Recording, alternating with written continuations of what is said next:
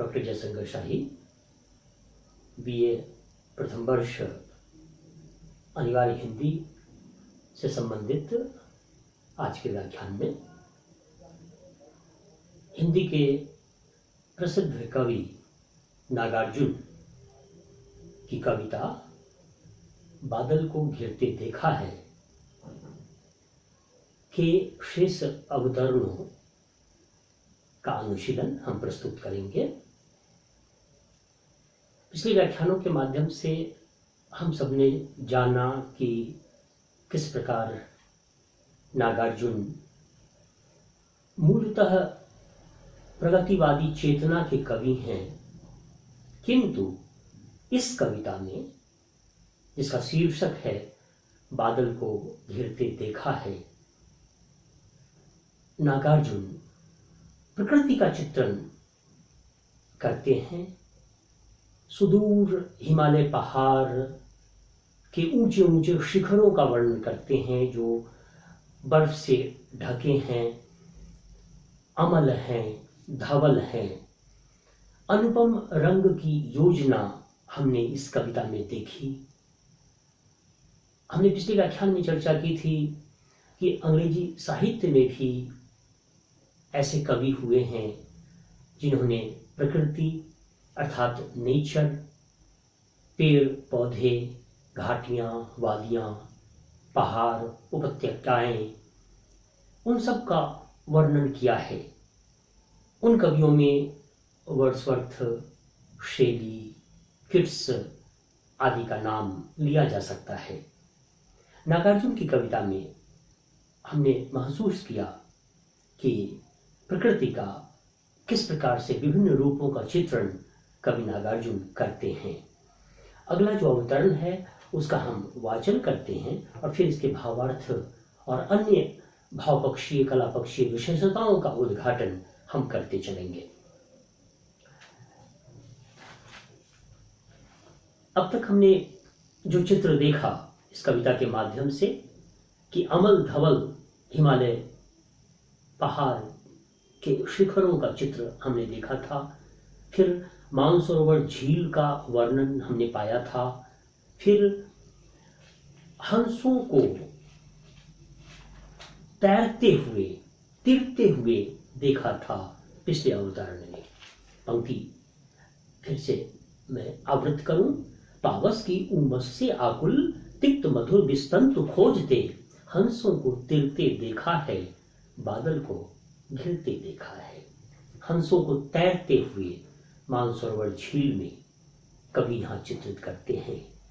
इसे साहित्य की भाषा में दृश्य बिंब कहा जाता है कि हमारी आंखों के सामने मानसरोवर झील का चित्र साकार होता है और उस झील में हंस तैरते होते हैं, राजहंस तैर रहे हैं। तो यह जो चित्रात्मकता है यह इस कविता की विशेषता है। तो हंसों को तिरते देखा है, बादल को घिरते देखा है और सुदूर हिमालय पहाड़ के विस्तृत अंचल में और ऊंची ऊंची चोटियों पर बादल को घिरते हुए कवि देखते हैं। एक व्यापक चित्र की योजना नागार्जुन यहाँ करते हैं। जब अंग्रेजी के कवि शेली ने कविता की परिभाषा देते हुए लिखा था, poetry is that which lift the well from the hidden beauty of the world. अर्थात कविता वह है जो संसार के छिपे हुए सुंदरता के ऊपर से अवगुंठन हटाती है, पर्दा हटाती है, साकार चित्र उपस्थित कर देती है सुंदरता की, रमणीयता की। यहाँ बादल को घिरते देखा है कविता में हम एक तिलिस्म देख रहे हैं, एक जादू देख रहे हैं। एक चित्रकार की तरह, एक जादूगर की तरह नागार्जुन प्रकृति के विभिन्न रूपों का मनोहारी वर्णन करते होते हैं। तो पंक्ति को फिर से देखते हैं। पावस की उमस से आकुल तिक्त मधुर विस्तंत खोजते, हंसों को तिरते देखा है, बादल को घिरते देखा है। गतिशील बिंब है ये चित्र जो नागार्जुन ने बनाया है शब्दों के माध्यम से। ये स्थिर नहीं है, स्टैटिक नहीं है, बल्कि गतिशील हैं, डायनेमिक हैं। बादल उमड़ रहे हैं, घुमर रहे हैं, आसमान में घिर रहे हैं। तो गतिशीलता है, बादल में गतिशीलता है। और उसी तरह से मानसरोवर झील में तैरते हुए जो हंस हैं, जो मराल हैं, उनमें भी गतिशीलता है। तो यह चित्र स्थावर नहीं है, बल्कि जंगम है, गतिशील है। हंसों को तैरते देखा है, बादल को घिरते देखा है। प्रकृति की सुंदरता का चित्रण। आगे का जो टर्न है वो देखें। ऋतु बसंत का सुप्रभात था, एक नैरेटिव स्टाइल, कथात्मकता है इस कविता में। वर्णन शैली में यह कविता रचित है। ऋतु बसंत का सुप्रभात था, बसंत ऋतु थी और सुबह का समय था, सवेरा था, प्रभात वेला थी, प्रातः काल था। ऋतु बसंत का सुप्रभात था, मंद मंद था अनिल बह रहा। और अनिल कहते हैं हवा को। हवा संचलित हो रही थी, मंद मंद, प्रवृत्ति प्रकाश अलंकार। ऋतु बसंत का सुप्रभात था, मंद मंद था अनिल बह रहा। बाला अरुण की मृदु किरणें थीं, अगल बगल स्वर्णाभ शिखर थे। बाल अरुण की मृदु किरणें थी। बाल अरुण, बाल सूर्य, जब सूर्य उदित होता है, प्रत्यूष वेला, प्रातः काल का चित्रण यहाँ नागार्जुन कर रहे हैं। और वह जो अरुण है वह पूरी तरह उदित नहीं हुआ है, वह अभी शिशु के रूप में है, बालक के रूप में है। बाल अरुण, मानवीकरण अलंकार और चित्रात्मकता।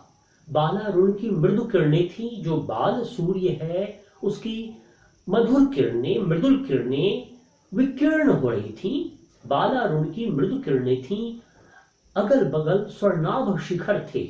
और हिमालय पहाड़ के जो ऊंचे ऊंचे शिखर थे वे स्वर्णाभ हो चुके थे, स्वर्ण की आभा, स्वर्णिम आभा से मंडित हो चुके थे। अर्थात बाल अरुण की सूर्य की किरणों के विकीर्ण होने से हिमालय पहाड़ के जो शिखर थे वे सुनहले दिख रहे थे, स्वर्णिम से दिख रहे थे, सोने के रंग से दिख रहे थे। उनकी आभा स्वर्ण की हो गई थी, अर्थात सोना की हो गई थी, रंग की योजना। अनुपम चित्र यहां वर्णित कर रहे हैं नागार्जुन। ऋतु बसंत का सुप्रभात था, मंद मंद था अनिल बह रहा। बालारुण की मृदु किरणें थीं, अगल बगल स्वर्णाभ शिखर थे। स्वर्णाभ शिखर सवर्ण की आवृत्ति है, अनुप्रास अलंकार है। चित्रात्मकता भी है, वर्णनात्मकता भी है, जिसे नैरेटिव स्टाइल कहेंगे। ऋतु बसंत का सुप्रभात था, मंद मंद था अनिल बह रहा। बालारुण की मृदु किरणें थीं, अगल बगल स्वर्णाभ शिखर थे।